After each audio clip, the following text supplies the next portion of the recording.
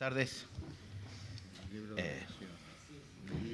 Vamos a comenzar puntualmente con esta mesa redonda dedicada a Jorge Luis Borges. Esta mesa redonda forma parte de las actividades conexas con la exposición que se presenta en esta casa, que hemos dado en llamar El Infinito Borges, que si ustedes quieren, luego que termine esta mesa, nos vamos a trasladar a la sala de exposiciones y vamos a hacer una visita guiada para los que les interese conocer un poco más sobre la exposición.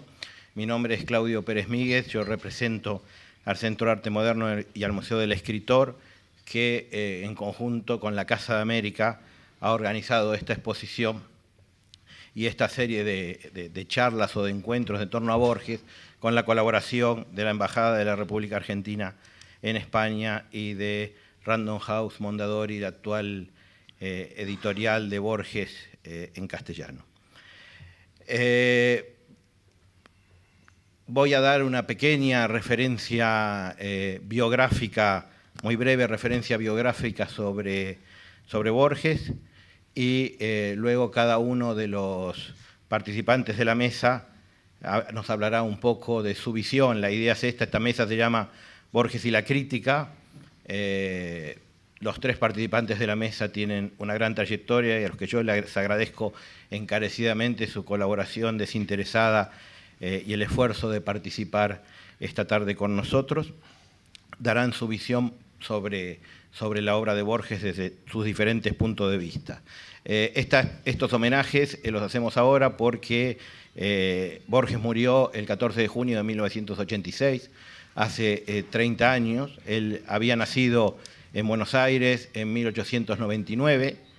En el año 14 su familia se trasladó a Suiza con la idea de quedarse un año ahí, pero la guerra hizo que esa estancia se convirtiera en un largo periodo hasta el año 19.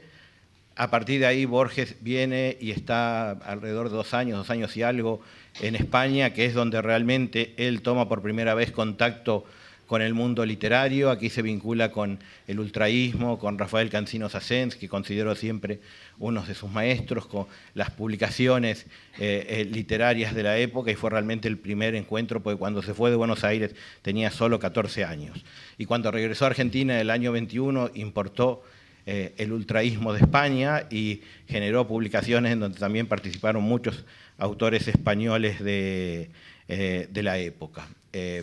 El primer libro que publicó fue en 1923, que se llamó Fervor de Buenos Aires, y luego una serie de libros que en el futuro no le gustaron mucho, con lo cual algunos no los volvió a publicar nunca, otros los publicó con reformulaciones importantes y otros solo parcialmente, ¿no?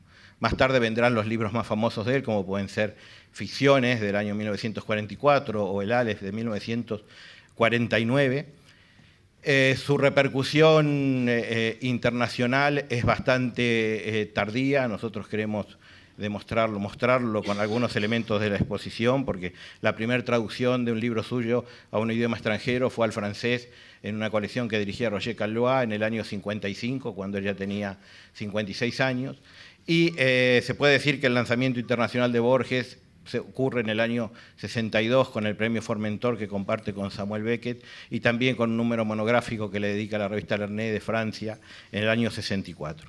A partir de ahí viene una serie de reconocimientos y también un reencuentro de Borges con España, que había pasado mucho tiempo sin volver, y lo hace, y en el año 64, por ejemplo, vuelve en uno de sus viajes y escribe un poema dedicado a España también. Bueno, siguen las sucesiones de reconocimientos internacionales y, bueno, como les dije, su vida terminó el 14 de junio de 1986 en Ginebra, la ciudad donde cursó su bachillerato. Con esto nada más, para que si alguien no conoce por lo menos los puntos fundamentales para poder ubicarse tal vez en alguna de las cosas que digamos, me parece que es útil. Y combinamos que el primero en comenzar era Javier de Navascués. Me pidieron, yo había pedido un currículum formal para presentarlos, hemos acordado eliminarlo, solo voy a decir que es escritor y profesor de la Universidad de Navarra y que conoce mucho la época de las vanguardias porque ha trabajado especialmente la obra de Leopoldo Marechal, ha hecho una edición crítica de la Dama de Buenos Aires, la obra más importante de este escritor. Así que, Javier. Muchas gracias, Claudio, por tu presentación. Muchas gracias a la Casa de América por su acogida en un espacio, como sabemos, tan espléndido, y desde luego reitero también mi agradecimiento a Raúl. Son Claudio y Raúl amigos de hace ya mucho tiempo y, por supuesto, acepto encantado cualquier invitación que me hagan. Además, encantado porque se trata de hablar de Borges. Aunque sean unos minutos, me gustaría que en lo que a mí me toca todo girase en torno a dos ideas. La primera, muy sencillas, pero que pueden a lo mejor luego servir para que pueda haber un cierto diálogo. Una es la condición de Borges de escritor amante de las palabras. Es un escritor inagotable. A mí no se me agota, desde luego, y siempre encuentro cosas nuevas en las palabras de Borges, ¿no? En la sutileza o en la riqueza con la que de pronto ha elegido un adjetivo. Decía el poeta chileno Vicente Huidobro que el adjetivo, cuando no da vida, mata. Y Borges esto lo cumplía muy bien porque cada vez que adjetivaba daba un golpe maestro, ¿no? Yo tengo, por ejemplo, uno de mis adjetivos favoritos en Borges tiene que ver algo con una tarde lluviosa, como la de hoy, mínimamente lluviosa, ¿no? Entonces recordaré unos versos de él. Bruscamente la tarde se ha aclarado porque ya cae la lluvia minuciosa. Cae o cayó. La lluvia es una cosa que sin duda sucede en el pasado. A mí me gusta todo, pero me gustaría quedarme con eso de la lluvia minuciosa, porque a no todos, desde luego, se nos ocurriría plantear que la lluvia sea minuciosa. Y es muy hermoso precisamente que haya ido a ese adjetivo, me parece, porque se demuestra muy bien justamente ese amor filológico por las palabras que tenía Borges, extraordinario, ¿no? Porque la lluvia, ¿por qué es minuciosa la lluvia? La lluvia podemos pensar que es minuciosa porque cae, pues como ha sido esta lluvia de hoy, muy minuciosa, muy menuda, muy pequeña, de gotas muy pocas, ¿no? Con minucia, con detalle, con precisión. Pero además, a Borges, que le gustaba el latín, quizás debió de pensar que minucia viene de minutiam, y también que es una palabra que etimológicamente también deriva en nuestro minuto. Es decir, la minucia también es el minuto históricamente. Diacrónicamente, minutiam y minuto vienen a ser lo mismo. Entonces, la minucia y el minuto, en un escritor tan inquieto por el paso del tiempo y diciendo que la lluvia es una cosa que sin duda sucede en el pasado, esa lluvia minuciosa no solamente es pequeña, no solamente es precisa, sino que también nos recuerda el pasado, el paso de los minutos, y la lluvia se convierte en metáfora de eso, justamente. La otra idea que quería destacar, después de esta idea minuciosa, es el sentido del humor, porque a Borges muchas veces lo tenemos en un pedestal como un escritor solemne, un escritor metafísico, un escritor solo para minorías, y es verdad, tiene esa faceta, pero Borges era un escritor irreverente, un escritor iconoclasta, y sus textos están llenos de sentido del humor. A veces incluso creo que puede resultar para algunos hiriente y molesto. Creo que es un error pensar que el humor de Borges debiera ser molesto, porque creo que es bueno tomar el sentido del humor de Borges justamente con mucho relativismo, ¿no? Que también tiene bastante que ver el sentido del humor con el relativismo, por cierto, ¿no? Claro, a veces él buscaba molestar, ¿no? A los españoles nos tenía por blanco fácil, y lo somos, porque en general somos un pueblo, creo, con poco sentido del humor, a pesar de lo que creamos de nosotros mismos. Y eso se muestra en lo rápido que la gente se enfada en este país, ¿no? Por todo. Entonces es fácil que Borges nos utilice como blanco y que se ría de Cervantes, que se ría de Quevedo. Recuerdo, por ejemplo, una anécdota que en el diario el diario de Bioy, que también es un diario un poco manipulado, pero vamos, de su amigo Bioy Casares, que donde va apuntando todas las conversaciones que tiene con Borges a lo largo de tantísimas décadas. Y, por ejemplo, estoy acordándome de una que de pronto dice Bioy, hay un tal Goytisolo que dice que desde Pío Baroja nunca se ha escrito ya en España ninguna novela nueva, ni buena. Y Borges inmediatamente contesta, tampoco antes, tampoco mientras. Entonces, son 4 adverbios, pero ya los ha destruido, ¿no? Entonces nos podemos reír o enfadar. Hay escritores españoles que esto les molesta, pero creo que es precisamente caer en la trampa de Borges, porque Borges aprendió que el sentido del humor puede ser literario en sus inicios, en su vanguardia. Hemos hablado antes, se ha recordado, ¿no?, su paso por Europa y cómo después comienza en los años 20 su escritura trabajando esta idea iconoclasta, irreverente, burlona que tiene la vanguardia, ¿no? Y ese es justamente lo que busca. Muchas veces Borges sigue siendo un vanguardista, malgré lui, cuando está constantemente provocando al lector, ¿no? A veces sin darse cuenta. No quiero estar mucho tiempo aquí, pero soltando mis cosas, pero no puedo evitar pues contar algunas de los chistes más o menos clandestinos o secretos que tienen, por ejemplo, sus textos más serios. Por ejemplo, todos los lectores de Borges o todos los que se han atrevido por primera vez con Borges han acabado en la Biblioteca de Babel, texto que parece intrincado, solemne, difícil, y ciertamente esto lo es, ¿no? Pero, por ejemplo, cuando Borges tiene que describir las celdas de esa biblioteca infinita, entonces leemos, ¿no?, que tiene pues unas celdas que son hexagonales, con unos pozos de ventilación enormes a los lados, con unos techos muy bajos para producir una sensación de angustia, y dice el texto, a izquierda y derecha hay 2 gabinetes minúsculos. Uno permite dormir de pie, otro satisfacer las necesidades finales. Bueno, no es verdad, no son las necesidades finales. Borges no escribió esto. Lo que pasa es que las ediciones o algún corrector, pues con poco sentido del humor o lo que sea, quitó donde ponía fecales, puso finales. O sea, lo que está contando Borges es que hay un cuartito pequeño donde no cabes y que solamente tienes que estar de pie. Pero aquello le pareció al corrector de Alianza, MC, le pareció algo muy obsceno en ese momento y lo sacó. Entonces ustedes pueden comprobar, a lo mejor en su edición, la Biblioteca de Babel, pues no pone necesidades fecales, que es lo que realmente puso Borges, sino necesidades finales. En algunas ediciones está respetado, en otras pues prevaleció el criterio del corrector pudibundo. Y otro cuento también maravilloso de Borges, con mucho sentido del humor, más palpable, es justamente el Aleph, ¿no? Y es donde yo quería acabar, porque, claro, todos hemos leído Aleph y hemos visto pues, ese personaje de Carlos Argentino Daneri, que es insoportable, es un pedante, es un individuo, que Borges fulmina con varios falsos elogios que acaban, por supuesto, ¿no?, en un dardo, ¿no?, directo.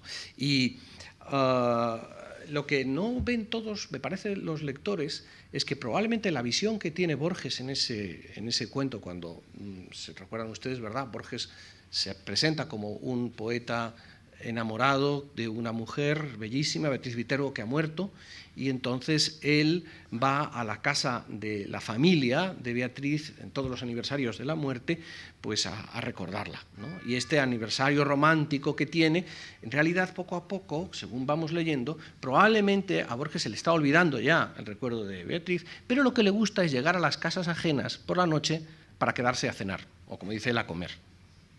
Cosa que probablemente fuera cierto, porque la verdad es que en el diario de Bioy siempre dice Borges se queda a comer, Borges se queda a comer, Borges se queda a comer. A la hora de comer ya saben ustedes de cenar. En Argentina. Es neutro. Bueno, Beatriz Viterbo dice, murió en 1929. Desde entonces no dejé pasar un 30 de abril sin volver a su casa. Solía llegar a las 7:15 y quedarme unos 25 minutos. Cada año aparecía un poco más tarde y me quedaba un rato más. En 1933, una lluvia torrencial me favoreció. Tuvieron que invitarme a comer. O sea, que en el fondo el tipo se quería quedar, pero va a quedarse a comer, ¿no? No por Beatriz, sino que ya no desperdicié, como es natural, ese buen precedente. En 1934 aparecí ya dadas las 8, con un alfajor santafesino. Con toda naturalidad me quedé a comer, o sea que el tipo, no sé si ustedes han visto lo que los españoles mejor no saben lo que es un alfajor, pero bueno, es una cosita más bien ridícula, no es el mejor presente para llegar, digamos, a quedarse, ¿no? Santafesino, Sí, pero en cualquier caso es es una tortita. Sí, es verdad, pero es tortita doble. sí, pero en cualquier caso, Es una para miseria. una persona. Y después dice: así, en aniversarios melancólicos y vanamente eróticos, recibí las graduales confidencias de Carlos Argentino Daneri. El 30 de abril de 1941, continúa después, ahí hago aquí un salto, me permití agregar al alfajor, eso después de 7 años trayendo solo el alfajor. Vaya cara, ¿eh? Me permití agregar al alfajor una botella de coñac del país. Carlos Argentino lo probó, lo juzgó interesante y emprendió, al cabo de unas copas, una vindicación del hombre moderno. O sea, que le había dado bien al coñac, que desde luego es un coñac infame, porque desde la órbita antinacionalista de Borges un coñac argentino no puede ser gran cosa, pero su enemigo y rival, Carlos Argentino Daneri, por supuesto, le parece interesante, ¿no? Bueno, lo que es notable es que después el relato, no lo quiero estropear para quien no lo haya leído, pero el relato va avanzando y entonces un momento Carlos Argentino le dice que en su casa hay un Aleph, que es una especie de objeto maravilloso donde se concentran todas las cosas del universo, por decirlo de alguna manera, también las pasadas, las presentes y las futuras, todo está ahí, todos y entonces en ese objeto mágico, en esa esfera, bueno, Borges se va a quedar asombrado mirando aquello, ¿no? Lo que no se ve tanto es que antes de bajar por el sótano a buscar Borges ese objeto increíble, ese Aleph, Carlos Argentino le dice: tómate una copa del pseudo coñac y después ya verás lo que ves. Es un detalle, pero es que luego resulta que esa visión beatífica, maravillosa, de un presunto absoluto, algo fantástico, a lo mejor todo es obra de un coñac de tercera. Entonces, claro, son esas ironías que Borges suelta aquí y allá, que son, yo creo que forman parte intrínseca también de su poética, que a veces olvidamos porque buscamos una seriedad que también está en el humor, porque el humor puede ser una cosa muy seria, y que la misma literatura, en el caso de Borges, muchas veces termina siendo objeto de burla, porque en el Aleph, en ese cuento del Aleph, el propio Borges también forma parte también de la burla. Él forma parte, él es satirizado también en sus propios chistes muchas veces, pero hay que saber buscar justamente ese otro lado del humor para darse cuenta de ello. Bueno, muchas gracias de momento.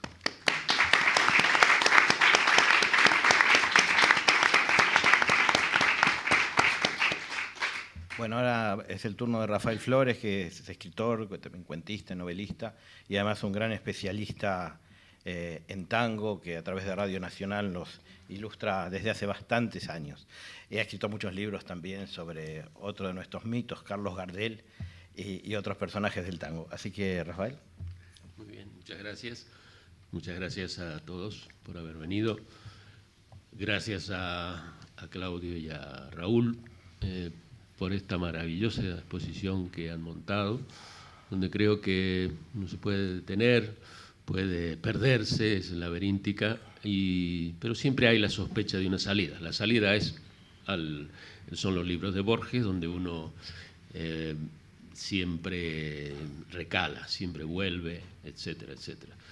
Yo, en fin, sé que se puede entrar por muchos ámbitos a la casa de Borges, por muchas ventanas, y bueno, siguiendo lo que decía nuestro amigo, creo que el tema de la crítica en Borges no solo es señalable en relación a los otros, sino básicamente en relación a sí mismo. Creo que el principal crítico de sí mismo ha sido el propio Borges, ¿no? Y eso, en verdad, nos conduce a la sensación de la provisionalidad de nuestras certezas, a la posibilidad de estar permanentemente recuperando tema y avanzar en ese sentido con la vista puesta en el relativismo de todas las creencias. Sobre todo importa Borges en un país y en un ámbito cultural que es hijo de la Contrarreforma, lejanamente, pero que es hijo de la Contrarreforma, está edificada sobre valores muy sólidos y muy estrictos. La presencia de un pensador, de un escritor, de un artista, de un creador laico y agnóstico, que ha permitido avanzar realmente sobre nosotros mismos y extender el horizonte.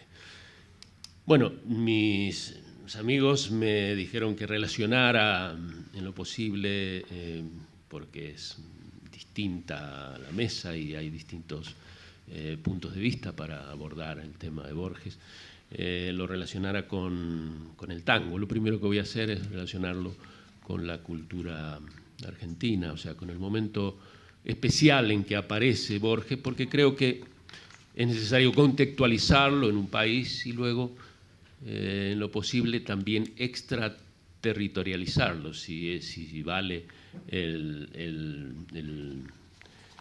objetivo. En ese sentido, creo que surge, bueno, en un país donde hay una enorme orfandad cultural, un país que se extiende entre dos inmensas soledades, que son el desierto fértil, y valga el oxímoron, que es la pampa, y el mar, ¿no? El mar que deposita en el puerto de Buenos Aires cientos de miles de inmigrantes, y la pampa, que está bastante vacía, pero que ha producido su exquisita, su extraordinaria literatura en la literatura gauchesca.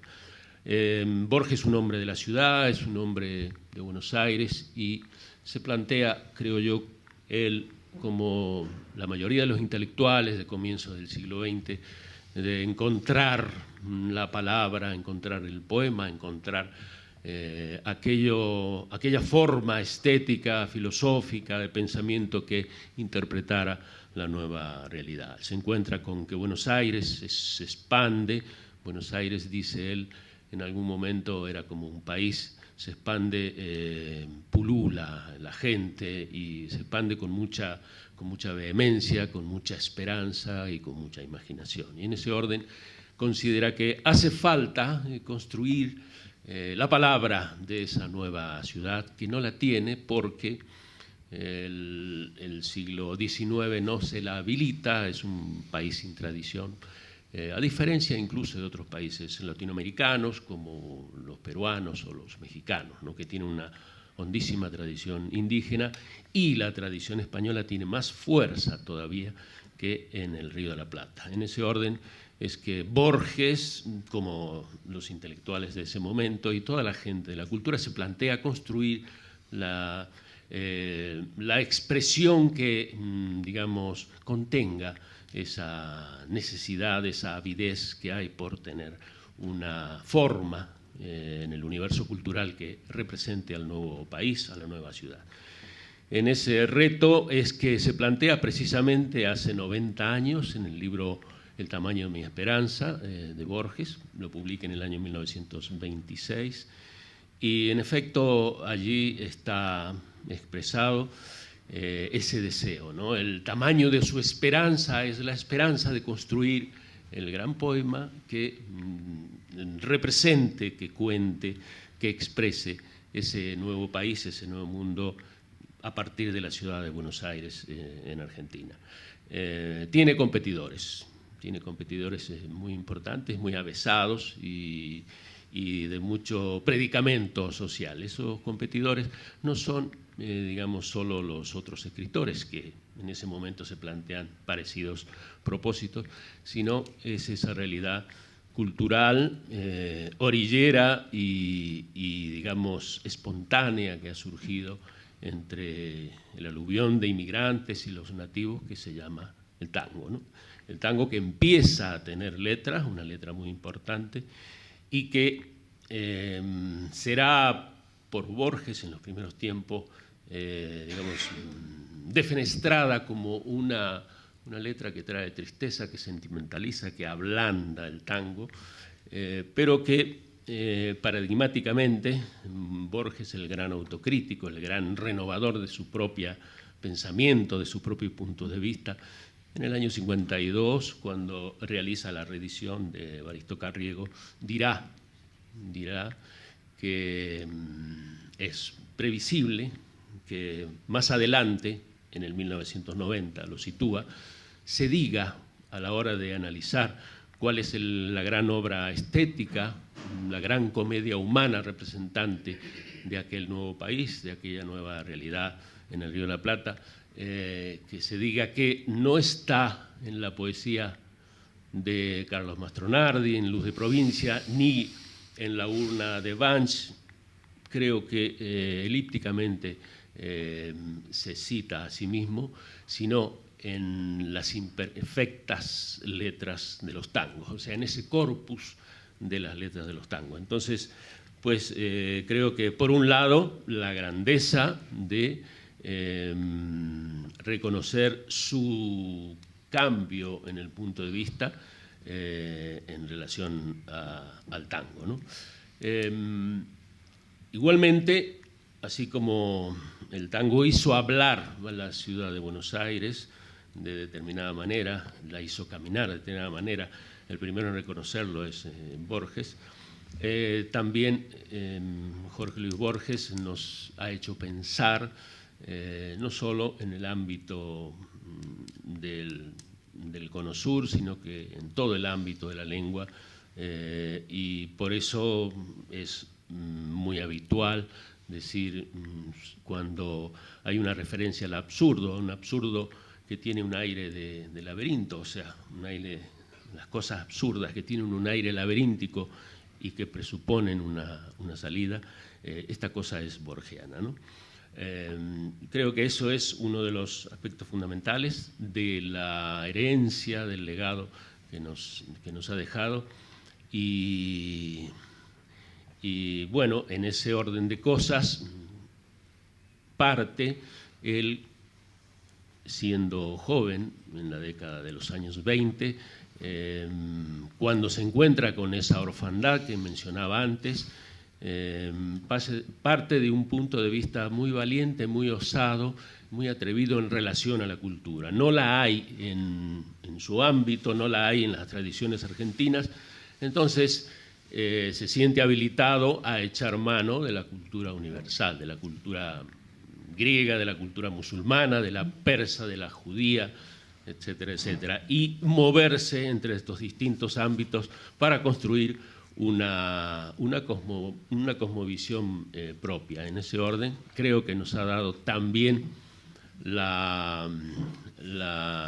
el aire de abiertos y de poder recorrer distintos ámbitos de la cultura universal como orilleros, digamos, en el mundo, y a la vez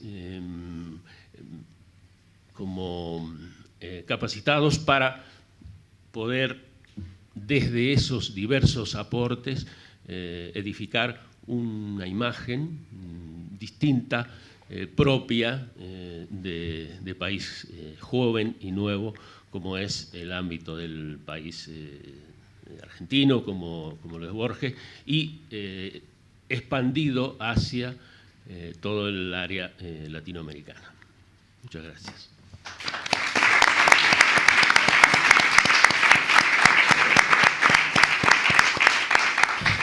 Ahora le toca el turno a Blas Matamoro, que es escritor, ensayista, ha escrito diversos trabajos sobre Borges, ha dirigido una revista muy importante en el sentido del intercambio literario, que fue Cuadernos Hispanoamericanos, y también ha escrito sobre otros personajes importantes de la época y vinculados a Borges, como Victorio Campo, por ejemplo.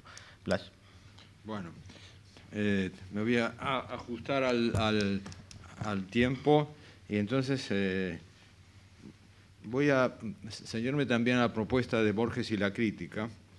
Los agradecimientos los recojo, pero no los repito, se los paso nuevamente a las personas que lo merecen. Y voy a señalar 6 momentos rapidísimamente, telegráficamente, 6 momentos de la obra de Borges en la que Borges ejerce la crítica. El primer momento es el momento de la vanguardia, ya ha sido mencionado por Navascués y un poco también por Rafael, momento de gran renovación fundacional de la cultura argentina en los años 20. Está la vanguardia literaria, está la vanguardia musical, se introduce el atonalismo, Juan Carlos Paz, la vanguardia de la arquitectura, Virasoro y Previs, la vanguardia del tango, la Guardia Nueva con Julio De Caro y toda la panda, la pintura Petoruti, que es cubista. Bueno, todo eso ocurre a la vez.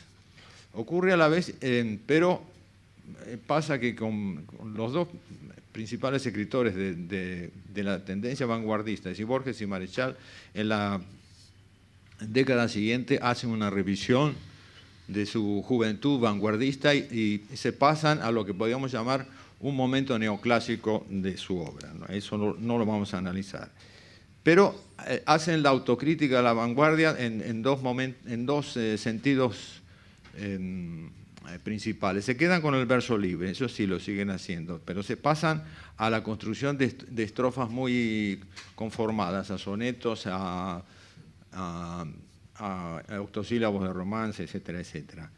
Y dicen que en verdad lo único que la vanguardia trabajó fue sistemáticamente la metáfora y que lo que criticó es lo que había heredado de uno de los discípulos de Rubén, del primer gran poeta moderno argentino, que es Leopoldo Lugones.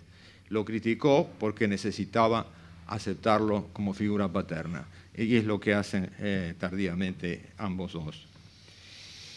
Luego está un segundo tema de crítica, que es el tema de la novela. Borges es un enemigo abierto de la novela psicológica, porque dice que el alma humana es amorfa y no da lugar a una narración conformada. Para él los personajes de novela que sirven son los personajes de las antiguas epopeyas, porque tienen un rasgo que los caracteriza y responden a ese rasgo durante todo el poema. Por eso critica duramente la novela rusa, que él conocía muy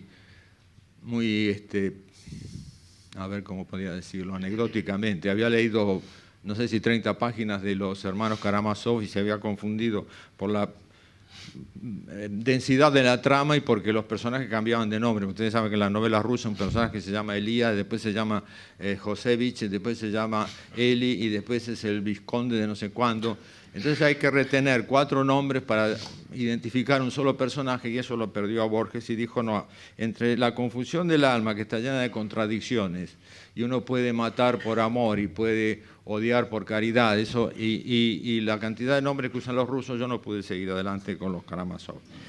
Entonces, ¿qué es lo que propone la novela policíaca de modelo inglés, ¿no? Es decir, la novela que tiene un esquema que comprende siempre los mismos pasos de tensión y de resolución, es decir, hay un crimen, hay unas pistas falsas y después hay una pista verdadera y se sabe quién es el criminal, porque ese género de novela es nítido y entonces puede llevar a la conformación necesaria, es decir, encontrar los límites y los confines que permiten hacer una buena obra de arte.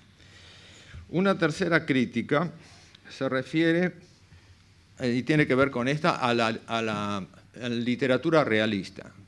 Él es un adversario bastante sostenido de la literatura realista, hasta tal punto que de viejo escribió algunos cuentos y aclaró que eran realistas, como diciendo, estoy haciendo algo malo, pero no quiero que la gente crea que no me doy cuenta.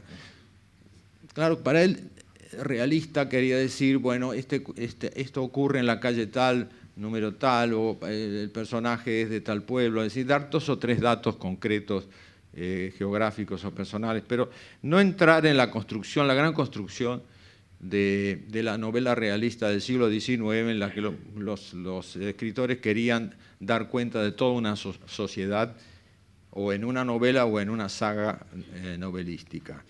Es decir, la idea de grandeza, de gran obra, de gran escritor, incluso de escritor genial que funda en el desierto no sé qué cosa, todo eso no tiene nada que ver con Borges. Por eso es que él entra muy mal en la gran novela realista del siglo XIX. Pero además porque hay algo que insinuó Navascués y que tiene que ver con lo que es la palabra para Borges. Para Borges la palabra es algo que está siempre diciendo algo sobre lo que dijo otra palabra y que exige que una palabra venga a explicar esa otra palabra, de manera que la palabra es un decir infinito que no acaba nunca de decir lo que se supone que desea decir. Es decir, nosotros sabemos lo que las palabras significan, pero no sabemos hasta dónde lo significan. Esa incongruencia, esa falta de correspondencia entre la palabra y lo real es lo que hace posible que exista la poesía. Si nosotros dispusiéramos, esto lo podía haber dicho Borges más o menos así, si nosotros dispusiéramos de las palabras justas, ajustadas no solo a las cosas que intentan nombrar, sino a sí mismas, y que no variaran nunca su significación, no tendríamos poesía, no tendríamos literatura en general. La ambigüedad del decir de la palabra es lo que hace posible el arte de la palabra. Pero esa incongruencia la ha puesto en escena Borges más de una vez. Una es el caso de que citó Navascués del Aleph, es decir, y hay otro cuento de él que se llama Funes el Memorioso, que más o menos incide en lo mismo. Si uno pudiera en un objeto, por ejemplo, el Aleph, supongan ustedes que si fuera esta copa, mirando esta copa, aunque uno fuera miope como yo, pero no importa, viera todos los objetos del universo, por supuesto que faltaría uno que soy yo que lo estoy mirando. Pero aún si yo me viera ¿qué es lo que dice él en el Aleph? Si yo me viera a mí mismo mirando el Aleph acá dentro de ese Aleph, que estoy mirando, en lo que estoy mirando, habría otro yo que está mirando el Aleph, que está mirando a donde está otro yo, que ya van tres, y así. Bueno, entonces, Funes el Memorioso es un tipo que sufre un golpe en la cabeza y resulta que desde ese momento tiene lo que se llama una paramnesia, es decir, no puede olvidarse de nada. Y la moralina del cuento es que no se puede decir en palabras todo lo que Funes no era capaz de olvidar. No hay palabras en el mundo que puedan llegar al detalle ínfimo de lo que está rodeándonos más allá de nosotros, lo que llamamos lo real. Es decir, la palabra es pobre respecto a la realidad. Hay menos palabras que cosas. Por lo cual la realidad siempre se escapa de la palabra y la palabra la va persiguiendo ad infinitum. Es el lado barroco y el lado romántico de Borges. Pero está el otro lado, que era el de la novela policíaca, que es el constructor de los laberintos de que hablaba Rafael, porque son unos laberintos engañosos. Los laberintos de Borges son para gente que se mete y no puede salir. Dentro del laberinto hay un monstruo que se lo come, o sea que bueno, ahí si sale por las materias finales a que aludió Navascués hace un momento. Bueno, bien, otra crítica, la del nacionalismo, al texto que aludió hace un momento Rafael, es decir, ¿qué hace el escritor argentino frente a la tradición? No tiene tradiciones, no tiene donde apoyar esas tradiciones en las cuales apoyarse. Eso lo deja desamparado, pero por otro lado le da una amplitud de libertad que el escritor europeo no tiene. El escritor francés tiene unas tradiciones muy sólidas, se recuesta en ellas, pero no puede salir de ellas. Y así el español, y el alemán, y el italiano, y el inglés, y etcétera. En cambio, el escritor argentino puede considerar él las tradiciones que le parezca que le sirven para expresarse. Es como un asaltante del tesoro, lo voy a decir más fino, del thesaurus, está más fino así en latín, del thesaurus cultural de Occidente. Y ahí entra y saca lo que le da la gana. Y lo mezcla, como pasa él en su literatura, mezcla todas las fuentes, citó algunas Rafael, no las voy a repetir. Entonces, esto va contra la noción nacionalista de que el escritor responde por la nación en la que le tocó justamente nacer y que por eso es su lugar nacional, su lugar nativo. No está el escritor argentino atado por el lugar de nacimiento a responder por ese lugar. Es decir, es de algún modo un escritor que puede nacer y renacer donde le dé la gana y sobre todo reordenar sus fuentes como le dé la gana. Lógicamente después tiene que dar cuenta de lo que está haciendo, no es cuestión de que lo haga como un niño al cual se le dan unos cubos con letras pero que resulta que no arma palabras porque no conoce el código del lenguaje, no es ese el asunto. Pero en cualquier caso es sí esta noción del escritor libremente asaltante, aunque sea con nocturnidad y con violencia en las cosas, del tesoro cultural de Occidente. Esto es el número 4 de lo que tenía más. Bueno, en el 5, un derivado del nacionalismo que él cuestiona, el populismo.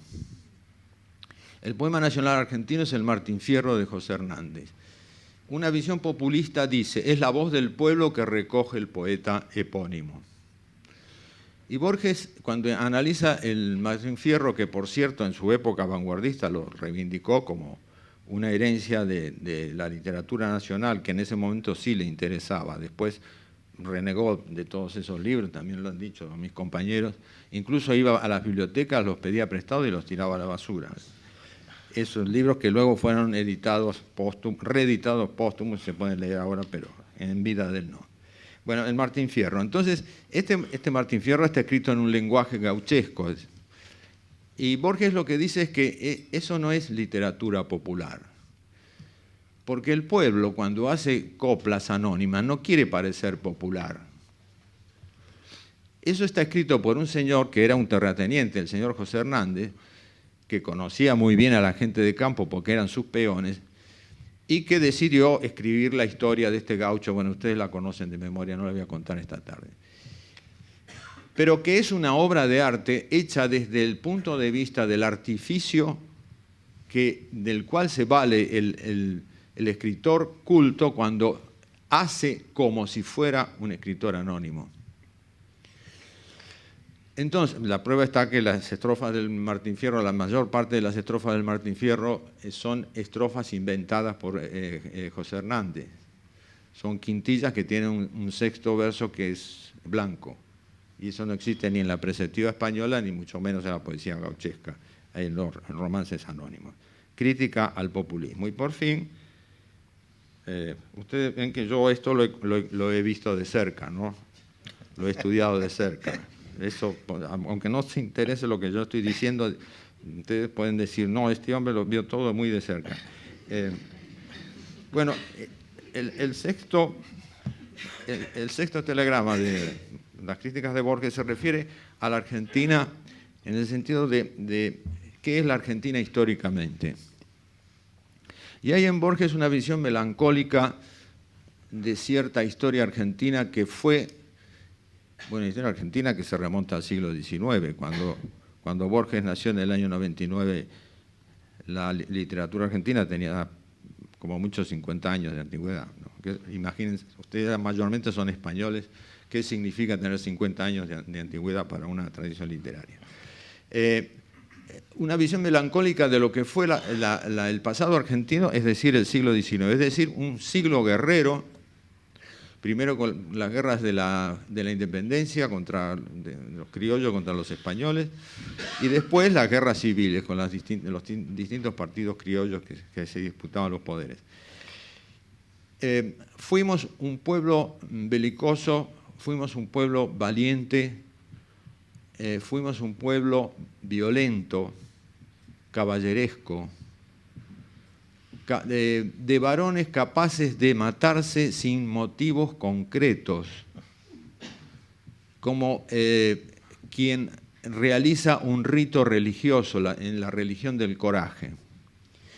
Y nos hemos convertido en estos argentinos que vivimos en barrios de clase media, como él diría, de una espantosa decencia, pacíficos, trabajadores, interesados por ganar un poco más de dinero y mejorar el nivel de vida,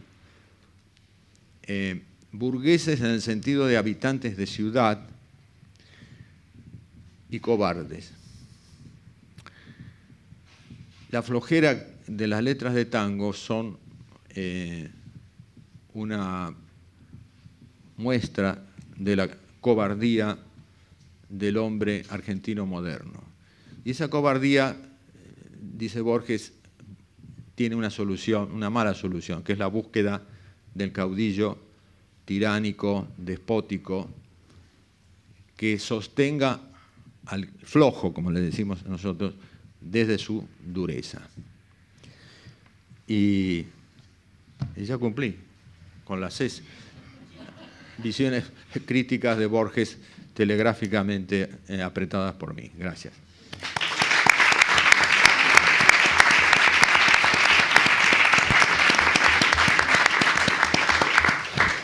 Bueno, la idea para los minutos que nos quedan es abrir un diálogo entre los miembros de la mesa y también ustedes. Si alguien quiere hacer alguna pregunta o algún comentario, lo puede hacer.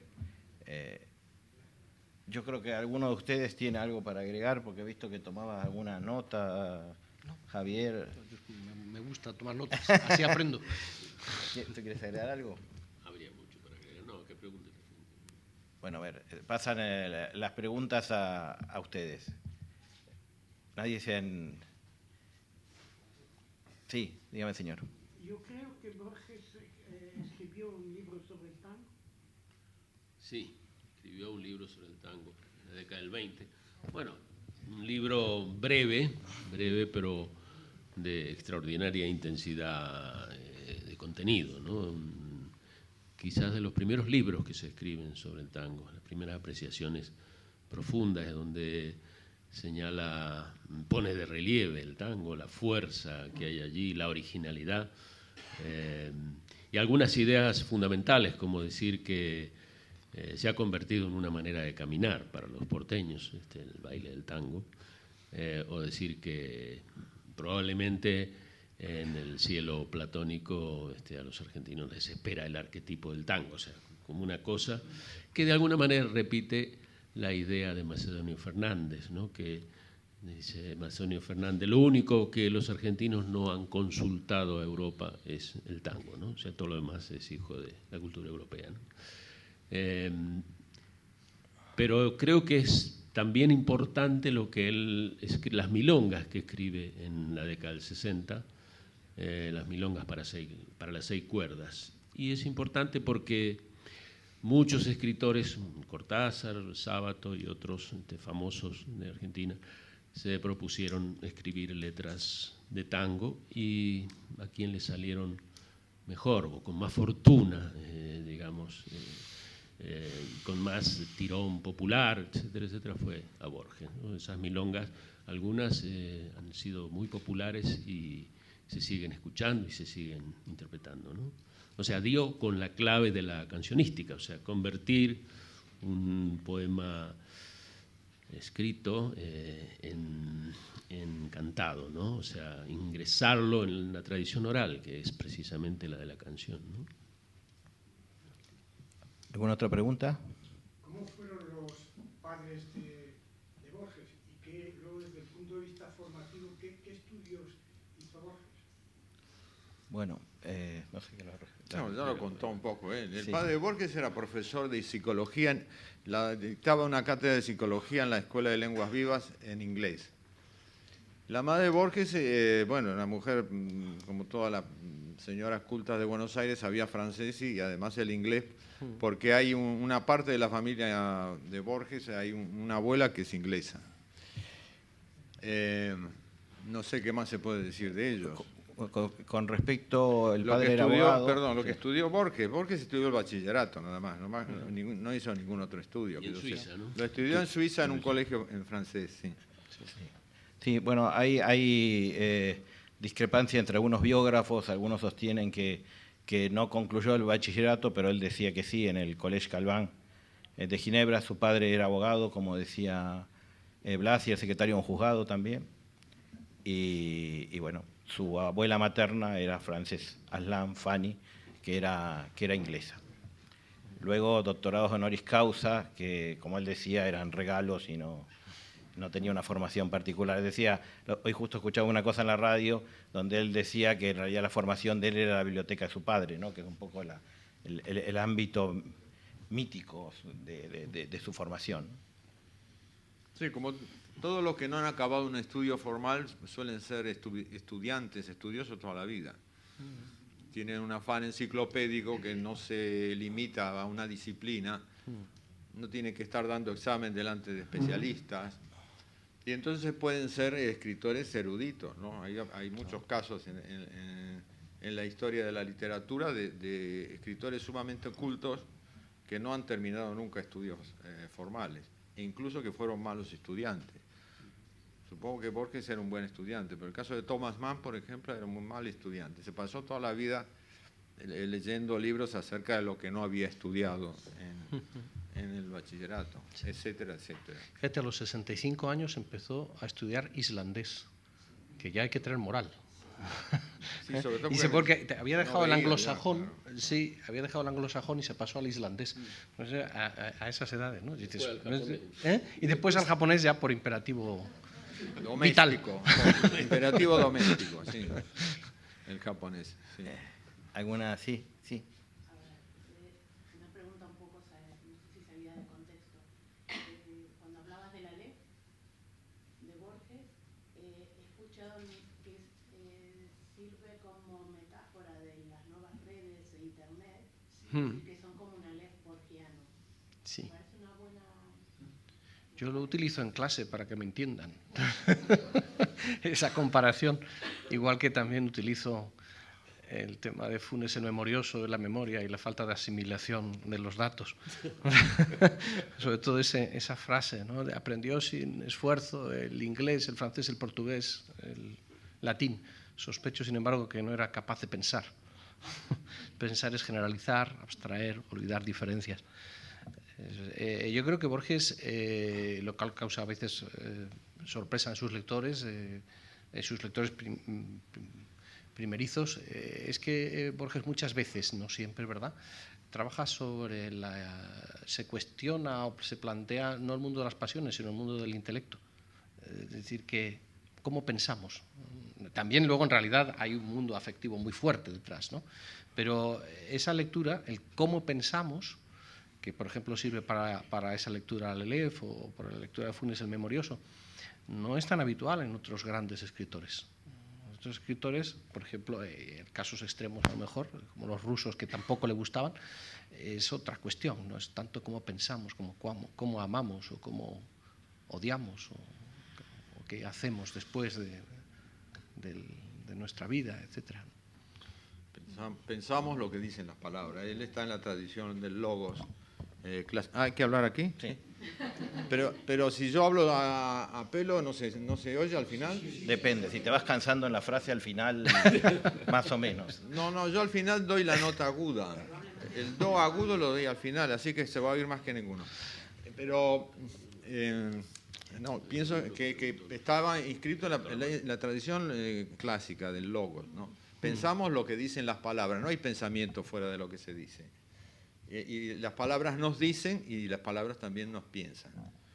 Ahora, yo pienso que en el Internet hay más de la biblioteca de Babel, es decir, de la enciclopedia infinita e inconclusa, donde está todo, pero donde siempre falta algo. A veces el aturdimiento, como experiencia, que sucede cuando uno entra en Internet, me recuerda al aturdimiento de Borges después de haber visto el Aleph. Pero bueno, efectivamente, son lecturas. Ustedes conocen todos el Museo del Prado, digan que sí. Muy bien. Ahí está la familia de Carlos IV. La familia de Carlos IV puede ser tomada como un ejemplo de puesta en abismo, como decía cuando yo era joven, estaban de moda los estructuralistas, la Mizan Abim, porque Goya aparece en el cuadro pintando el cuadro que estamos viendo. Donde aparece Goya pintando el cuadro que estamos viendo, es decir, donde vuelve a aparecer, es una puesta en abismo. Hay otro cuadro de Goya que lamentablemente no está en Madrid, está cerca de Parma, que se llama La noche en Boadilla, no sé si lo recuerdan. La familia del infante Don Luis. La familia del infante Don Luis es un cuadro maravilloso que tiene una sola fuente de luz, que es una vela que está encendida en la mesa. Bueno, a la izquierda, abajo, igual que en la familia de Carlos IV, está de nuevo Goya pintando ese cuadro. Donde está, en el cuadro que está pintando, está Goya pintando ese cuadro, donde está Goya pintando ese... Bueno, no tenemos hoy el infinito esta tarde, ¿no? Nos van a... Pero se dan cuenta de que hay una infinitud, que es la enciclopedia inconclusa, que es el Aleph. Pero es también el archivo del Aleph, que sería la biblioteca de Babel. Había una pregunta, sí. ¿Cuál creen que fue la relación de Borges con el éxito literario? Que, bueno, si no estoy mal informado, le llegó a una edad más o menos avanzada, por lo menos internacionalmente. En general, todas las menciones que le he leído, que le he oído en entrevistas, pues sean bastante, incluso desdeñosas, aparte de modestas, hasta desdeñosas con su propia obra, sobre todo sus primeros libros, que como he dicho, incluso recuperaba copias para destruirlos. Y si no recuerdo mal, también le leí que no había copias de los ejemplares, de los libros que le había escrito en su casa, algunas obras completas que tenía su madre ya enferma allí junto a la cama. Y quería saber... Bueno, la relación con el éxito son dos cosas distintas, ¿no?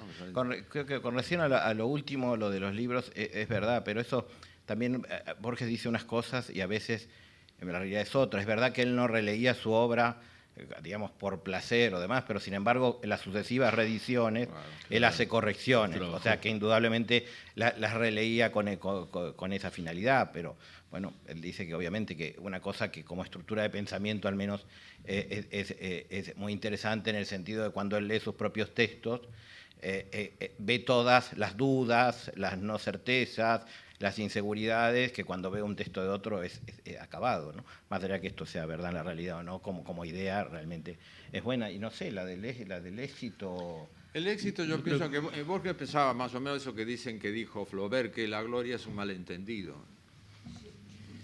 Y él diría que caramba, no solo uno, sino muchos malos entendidos. Pero esto puede ser entendido, lo del malentendido dicho por Borges, puede ser entendido, valga el eco, como una paradoja. Es decir, la lectura siempre está en manos de quien la entiende mal. Porque si la entendiera bien alguien, sería la lectura definitiva. Y esa lectura definitiva no existe nunca. No existe una lectura definitiva de Borges, ni de Mongo Pirulo, ni de Paquito el Chocolatero. No existe. Y él ha escrito un cuento que se llama Pierre Menard, el autor del Quijote, donde un hispanista francés, en 1930, se decide a escribir el Quijote, y lo copia literalmente con puntos y comas. Pero la lectura que extrae en 1930 y da Borges como ejemplo un párrafo del Quijote no tiene nada que ver con la que pudo haber hecho Cervantes. ¿Quién entendió mal el Quijote? ¿Cervantes, Pierre Menard o ninguno de los dos? Porque la lectura del bien entendido lector no existe.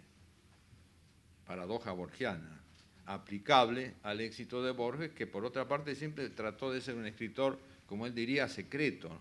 Secreto no en el sentido estricto porque los libros de él se publicaron siempre, pero secreto en el sentido de que era un escritor que existía entre una especie como de club de lectores de Borges. Esto, bueno, yo soy el más viejo de todos mis compañeros. Asistí a los últimos momentos de ese Borges secreto y a los primeros del Borges que se convierte en un personaje mediático, que es un hombre que dice cosas graciosas y un poco extemporáneas y por lo tanto del que todos podemos repetir alguna ocurrencia. Detrás de eso, a mí me gusta hablar con acompañamiento musical, me pone lírico.